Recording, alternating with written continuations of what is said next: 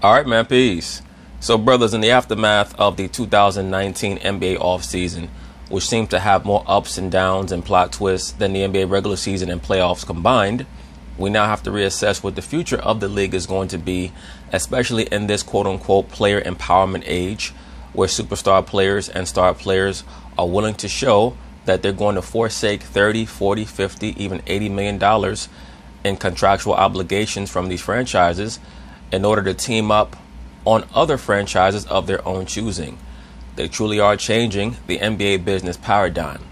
But the real question for Adam Silver, who's the NBA's commissioner, is what is the effect that this change is going to have on the NBA? What will the ripple effect be? Because as of right now, if you're living in Oklahoma City, or if you're living in Milwaukee, or if you're living in Memphis, or many of the other quote-unquote smaller markets, you have to wonder, even if you're able to draft and develop a superstar player, how long is he going to be there before LA or New York start to beckon? And whether people want to like it, understand it, accept it, believe it or not, this player empowerment age will have an effect on the NBA down the line. Right now it's not showing because the league is still the recipient of multi-billion-dollar contracts from these broadcasting networks, ABC, ESPN, TNT, so on and so forth. They now have a fellowship with YouTube. So that's even more billions coming in, or at least down the line, because I think that the NBA is starting to understand that the future is in streaming media, whether it be through Netflix, YouTube, etc. The future of sports broadcasting is through streaming. So even if the ratings are going down, that's relatively negligible because of the guaranteed billions that you're going to be bringing in from the networks. But if you're a forward thinker, you do have to say to yourself, could this modern day era of quote unquote player movement eventually affect our bottom line? Because they are operating according to a proverbial bubble economy. It's getting bigger and bigger and bigger every year. But what if these networks say to themselves, or say to each other, or say to the NBA, we're not bringing in the revenue that we thought that we were going to bring in. We cannot offer you this amount of money anymore, which might dissuade streaming media websites like YouTube from making the NBA the same type of deals that they expected. You never know what can happen. Before an empire falls, it normally is at its highest, right before the sudden decline. So you never know. Once again, this is something for Adam Silver to figure out. Jason Whitlock and the panel at Speak for Yourself are going to discuss some possible alternatives or some new tactics for the NBA to take in order to improve the perceived competitive issues or the issues with competition that the league seems to have from a fan perspective. And I'm going to offer some of my own ideas as well. So, of course, they're going to talk about it. I'm going to chime in. You can't bring a player from a team that didn't play, that didn't do nothing, and bring him to your team and give him the mid-level steps just because you have to and expect something different. Well, It don't work like we that. have an issue here of leveling the playing field, which is impossible. Now, I don't think it's impossible. it's impossible. I'll tell you why. Because the power is in the pen when you sign that contract as a player and as an owner. And then there's fine print on that same contract that we all can see if we're really looking. And then there's a spirit that we can never agree upon. So the spirit is an owner. Will you ever trade me? And the owner can't guarantee that. And the player saying, He gonna say no. He gonna say no, Yes. but he can't guarantee that, right? And the player, will I ever force my way out? And the player is sitting there saying, I don't know. Right, but brother, that's nothing new when it comes to contractual obligations or quote unquote promises of good faith. When you sign that marriage contract with that wife that you claim that you have, there's no guarantee that she's not going to wake up one day and not be feeling you anymore. There's no guarantee that she's not going to quote unquote fall in love with some guy at work or some guy that she meets when she walks to the grocery store every Saturday. Just like there's no guarantee that you might not wake up one day and say to yourself, why am I here? I'm not really feeling this broad. I never really felt this broad. The only reason why I married her is because I was pressured into doing it. There are no guarantees in life. As they claim, the only guarantees are death and taxes, right? So whenever you sign a contract as an NBA player and NFL player, what's presumed is that there's a possibility that you might be moved. Because contrary to how it's perceived, even though the contract might state expressly that you're going to play your next 4 or 5 seasons on the Miami Heat or the Charlotte Hornets or the New York Knicks or the Boston Celtics, you should already have within your mind that there's a possibility that you're going to finish out your contract somewhere else, especially if you're not a superstar player. That's just a part of life. That's why you always have to keep your priorities according to a certain calibration, to understand that there's nothing that's promised, even on a contract, because at the end of the day, you're not really an employee of the franchise. You're an employee of the NBA. What's obligated is that you're going to get your money, not that you're going to be working out of a certain site. Oh, because I'm going to sign this. Why I'm saying no, I'm signing this. No, I'm not going nowhere. Jim, you back.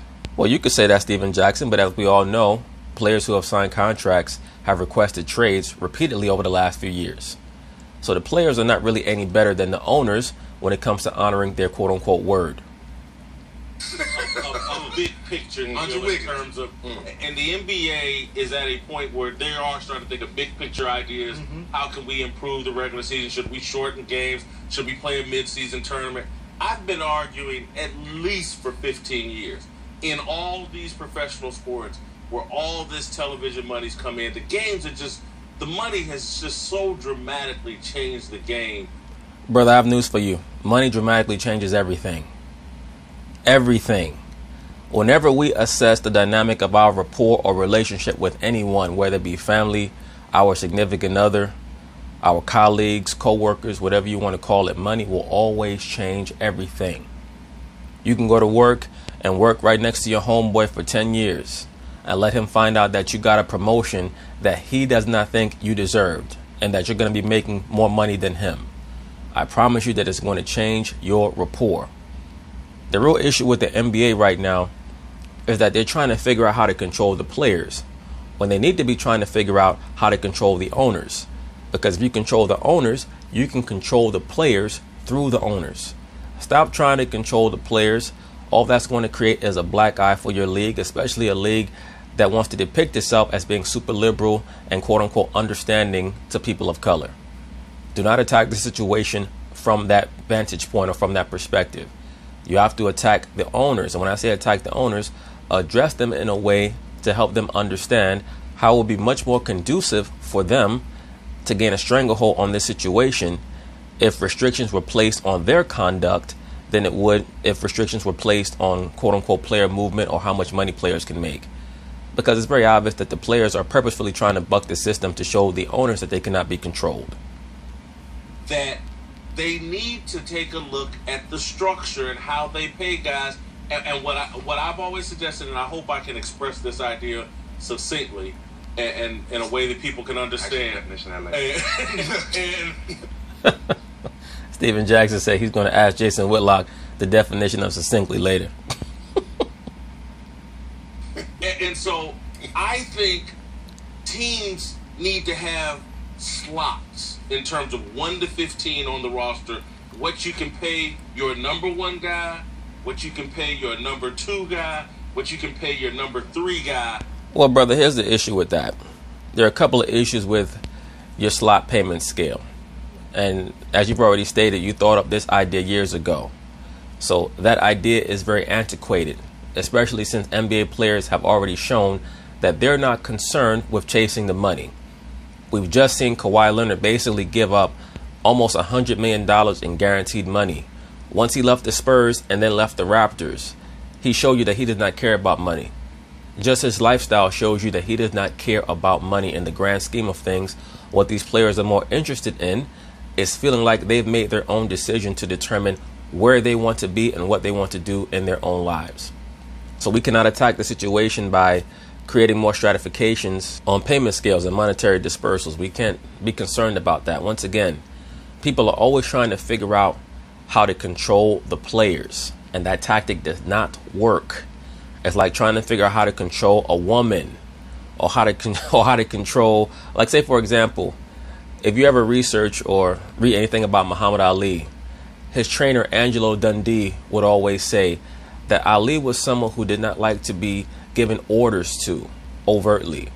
So what Angelo Dundee would utilize are psychological tricks. Say for example, he might watch Muhammad Ali spar for a round, and then once the round was over and Muhammad Ali returned to the corner, if Angelo Dundee wanted Ali to shoot his jab a certain way or throw his check left hook a certain way, he would say, "Champ, I love how you snapped that jab. I love how you moved the jab and you kept your head out the way, you tucked your chin while you did it. I love how he threw that counter left hook, even if he did not throw a left hook for the entire round.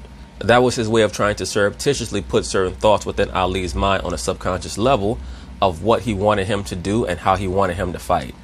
The same tactic has to be used on the players, and that means that you're going to have to give overt instructions and overt restrictions on the owners, not the players, but the owners. And the owners are going to have to be willing to accept these restrictions on their conduct.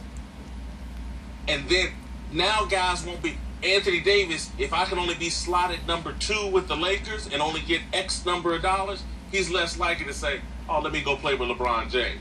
Well, there's no precedent for that, brother, because Anthony Davis, Kawhi Leonard, many of these players have already shown that they're going to give up money to win.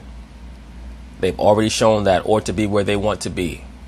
So that's not going to work. I promise you that. And besides that, I could certainly see a structure like that, a payment structure like that, creating a lot of enmity on the team between teammates. Imagine if you have the number 3 slotted guy making $24 million a year and the number 1 slotted guy making $42 million a year, and the number 3 slotted guy is having a better season and playing better. Imagine the arguments that are going to occur in the locker room. At least now you can have what they call 3 max players on your team or 2 max players on your team. So these players know that I'm going to get the max. There's a certain psychological reassurance that comes with that term max as opposed to slot. When you use that term slot, what you're implying is that we're only going to reward you a certain amount no matter how well you play. When you use that term max, what you're really doing with the player psychologically is telling them that you're the cream of the crop, you're the top. Because max, as we know, is short for maximum. Players want to feel like they're getting paid the most that they can get. So we don't want to take away that psychological reassurance. It's like a major structural change, and I think this should happen in the NFL. I think it should happen in all professional sports because, again, if you don't, I just think, particularly in the NBA where it's really acute, I just think you're going to see the top players group up together in a handful of cities. Well, brother, as I've already stated, that plan is not going to work. It's just not. And as we've seen, there's no precedent for that thus far. They've actually showed the opposite. They've shown that they're going to give up money, not chase money, to team up. And they're doing that because they don't want the owners or the media to believe that they can control them. The money is so copious that they can make it up in Hollywood, like LeBron James. They can make it up through endorsements. Most of these players, James Harden with Adidas or LeBron with Nike or Kevin Durant with Nike, they're going to make twice the amount that they will make on the basketball floor off the court with their sneaker lines.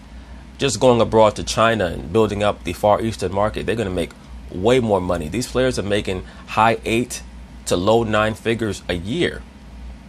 And then they're getting involved in Silicon Valley and things of that nature. So you're going to have multiple NBA players who become billionaires near the end of their careers if they play their cards right and if they're spending money right. So this notion that we can control players through a slotting system, that's antiquated. That's not going to work. In reality, you have to work through the owners. The owners have to be held more accountable. One of the ideas that I have is that, to be honest with you, they need to get rid of the lottery system where the team with the worst record in the NBA has the highest chance of getting the number 1 overall draft pick. It should be the team that has the best record that didn't make the playoffs should have the highest chance of getting the number 1 overall draft pick if we're trying to promote competitive fervor. We have to entice these teams that are constantly bad to get as good as possible. You have to show that you're trying to win before you deserve the chance to get the best player in the draft. Why are we rewarding the worst team in the league with the best player in the draft when they've probably already shown that they have no idea what they're doing? Beyond that, if you have the worst record in the NBA, these are just my own ideas. If you have the worst record in the NBA for 3 consecutive years, say anywhere from 3 to 5 consecutive years, your team should be taken from you as the owner and put up for public auction. We have to make sure that these owners like James Dolan and Sarver out there with Phoenix are held accountable for their bad management. And if you don't make the playoffs, say for 5 years in a row, maybe you can be put under some type of appraisal or probationary period to find out why your team is never making the playoffs. But we have to promote competitive fervor. We just can't keep rewarding losing. That will stop teams from tanking like Philadelphia did for many years. And it hurt that market for many years. What I would also do to restrict the owners, which by extension will restrict the players, is to stop certain teams from being able to sign maximum free agents in consecutive years. You would not be able to sign a LeBron James and then even trade for a max player in consecutive years. That would encourage teams to build from the inside. And it would also inhibit certain aspects of player movement and also forcing trades. Now players would know, I cannot even request a trade to that team this year because they just signed a quote-unquote max player the year before. That also, through restricting the owners, you can restrict the players, but you cannot try to restrict the players overtly or they're going to rebel, and you don't want that. That's a black eye for the NBA. If Adam Silver were more concerned with promoting competitive fervor than he is with pushing his culturally Marxist agendas of female coaches and female referees and a lot of these images that are not going to last long. Those are just going to be gimmicks. If and when you do see a female coach, it's not going to last long because people are going to quickly understand that men barely want to listen to another man. Why the hell would they want to listen to a woman? And imagine the controversy that you would have in the NBA if you had anywhere near the antipathy between a star player and a female coach as you have in some of these toxic situations like a LeBron and a David Blatt, or remember LeBron bumped Eric Spoelstra. Imagine if a male star NBA player bumped a female head coach. What would you do then? Why would you create that type of scenario in your league where you would have sexual discrimination allegations, gender discrimination allegations, claims of misogyny? It's just short-sighted and it's idiocy. But that's normally what you get when you're dealing with someone who's a cultural Marxist. There are some good ideas that Adam Silver has, but it's very clear that his main platform is to promote cultural Marxism, which is pseudo quote-unquote equality for the sake of it, which is really just an attempt to move the goyim around on a chessboard for your own pleasure and to promote chaos. That's all it's about. Let's focus on things that are really going to help the NBA. And it starts with restricting and restraining the owners, and via proxy, you restrain the players. In the ancient world, say if you were the Roman Empire or the Parthian Empire, or say the Seleucid Empire under the Macedonians, if you conquered a certain territory, you would rule over those people via a proxy ruler who looked like them and came from where they came from. You didn't try to preside over those people because that would encourage them to rebel. You put one person and maybe their nobility over them, and you know that you're controlling their nobles, and you control the people through the nobles. In this scenario, the nobles are the owners. You control the owners. Stop trying to control the players. It's not going to work. I don't love it for this reason. One, we've already seen for many years, players will take a haircut. Agreed. Taking the number two in a heartbeat. In a heartbeat. Mm-hmm. Two, Anthony Davis gave $4 million in the hopes of a Kawhi. Mm-hmm. Didn't even have a guarantee. Kawhi ain't said nothing to nobody. Well, we know that Anthony Davis is going to get his money back some other type of way. I'm sure that LeBron has promised him that he's going to get his $4 million back, maybe through his appearance in Space Jam. But he's going to get his money back some type of way. I promise you that. And Anthony Davis, who knows? Maybe he's not even going to get his money back. He just seems to have a beta personality. He wants to follow around LeBron. I give you $4 million to figure this out. Right. Then, even if you know you're going to take less in that haircut, peace of mind, happiness, and you're going to get the support of the marketing, the shoe deals, the off-the-court opportunities. No question. $20 million haircut. Guess what? I'll take any kind of haircut okay, when I'm that guy. I would agree with you. It's right. not perfect because of, hey, a lot of these guys already, LeBron probably makes more from Nike than he does the NBA. Mm-hmm. I guarantee you he does. A lot of these guys do that. I get that. He makes all that money so that Nike can use him as a pawn, because that's all LeBron James is a pawn. All that so-called social consciousness, that's just a part of his narrative. That's a part of the script that he reads that Nike gives him. That's why all of a sudden Serena Williams is trying to be some type of symbol for for super feminism, for neo-feminism, all of a sudden. Yeah. But the other thing I would do is then I would tie as part of their money in base salary, and then another part of their money in winning. Performance. In winning. But again, the only way that you can do that, Whitlock, is if, once again, as I've stated, you also let the players see that you're going to make those same conditions for the owners, for the front office, and also for the referees. Let me also say this. Another one of my ideas is that there should be a cutoff point for the referees. Of course, they have metrics that they evaluate the referees by. If they don't meet those metrics, they shouldn't just be not able to ref in the playoffs. They should be demoted down to the developmental league, and the best referees from the developmental league will come up into the NBA. Let the players understand that that is what's going to go on, and I promise you that will ease a lot of the tension between the players and the referees, because a lot of the issues that exist right now between the players and the refs is because the players believe that the referees are not held as accountable as they should be for many of their bad calls. That might hurt a lot of players. There's a lot of not perform for that money. The issue with the winning aspect, now the onus comes back on the ownership to build out that team. Because if you're going to give me an incentive, if I have a contract in there that says incentive for winning, then you better build out this team that's going to help me win. Absolutely. And that's why I state, if the NBA really wants to promote competitive fervor, there's a lot of things that they can do. Number one, hold these owners accountable. If your team has the worst record in the league, if your team has the worst record in your conference for anywhere from 3 to 5 years in a row, your team should be put up for public auction. And you could have a list of billionaires who will be financially able to take over control of that team and who are willing to create a winning atmosphere, a winning environment, a winning culture for that franchise. There's no way in the world that Robert Sarver or Jim Dolan or whoever who have been involved with these titanic NBA franchises. When I say titanic, I'm talking about how they've sunk to the bottom of the ocean. They should not be allowed to preside over these teams for 12, 15, 20 years. That's an abomination. Every fan, no matter what market they're in, should feel like their team has the opportunity to compete, at the very least to make the playoffs. Not even necessarily to win a championship, but to make the playoffs. And it starts by holding the owners accountable.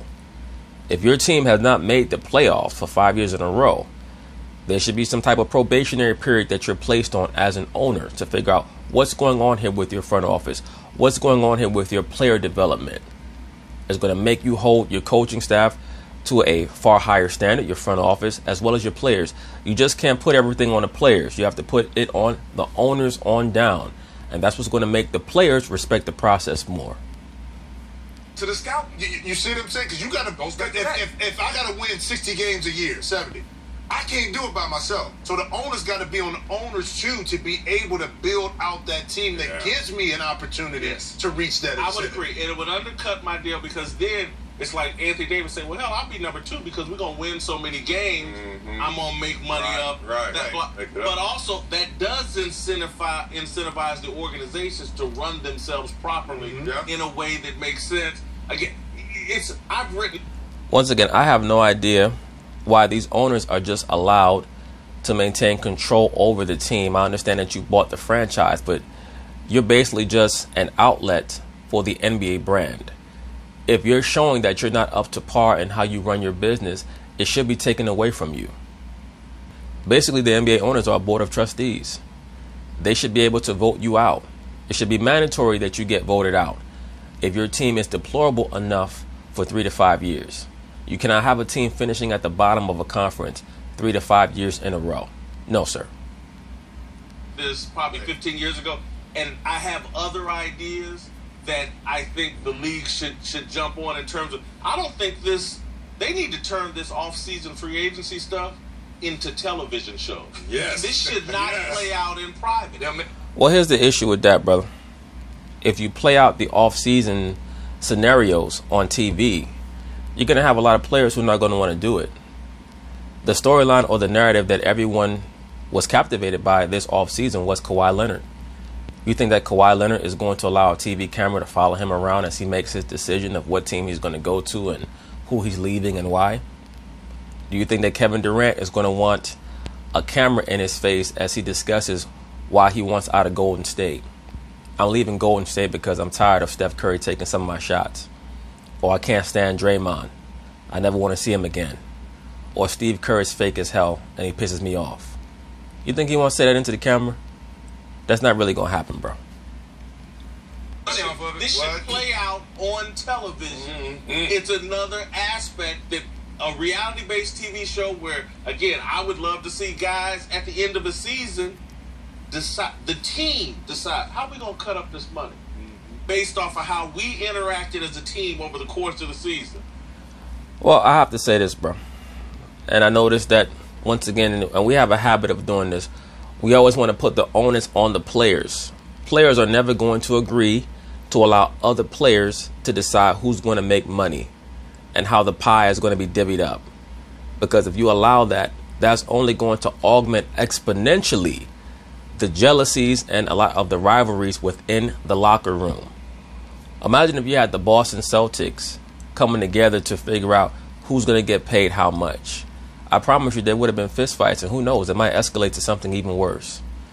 You don't want situations like that. At the end of the day, these players are human beings. They're not guinea pigs. They're not hamsters. We don't want to place them in environments like Survivor or something like that. One of these so-called reality TV shows where people are trying to figure out how to outfox someone else. They should be focused on winning games. It's the job of the owner to meditate on how much money certain players deserve, not the players. Have the players, because they know who put in the effort, who didn't, who was out kicking it rather than preparing for the games. Some players go out kicking it and they be the best players the next day. Just because you're in the gym for 5 hours a day does not mean that you're bringing the most to your team. Love to see I that think kind Adam of Silver's a fan of some 15-year-old Whitlock because the All-Star Selection show is a little Is it a little bit like that? It's a little bit heading down that road and that pathway to give it. The All-Star Selection show is actually good TV.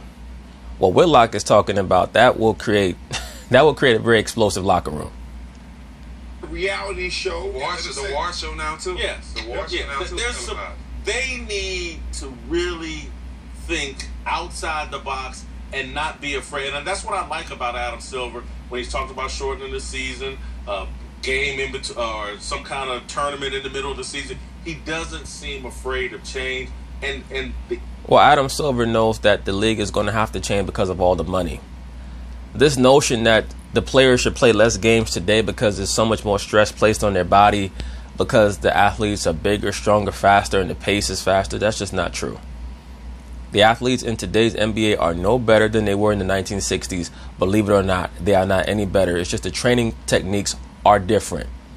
I would say from the mid-60s onward, the level of athleticism has pretty much stayed the same since they've allowed the black athlete into the NBA. The level of athleticism really has not changed from 1966 or 67 to now. If you look up the pace of play was faster in the 60s. The pace of play was faster in the early to mid 80s than it is right now. So this notion that players are just moving the ball up and down the floor with a far greater degree of speed and precision than back 30 years ago, 35 years ago, it's just not true. The pace of play started to slow down a bit in the late 80s, and then in the 90s it really slowed down as the league became much more defensive. But what Adam Silver understands is that the money has changed everything. These players have become major monetary assets. So the reason why you would take the regular season from 82 games to 55 games is not because the athletes are better, but because they're worth more. It's much more difficult to replace a LeBron James or Kevin Durant now than it would have been 40 years ago because they're worth so much more money. That's why you do that. NBA, in order to fix this problem, is going to have to be really fearless. All right, But anyway, that's basically it on that. We'll see what happens for the future of the NBA. So peace.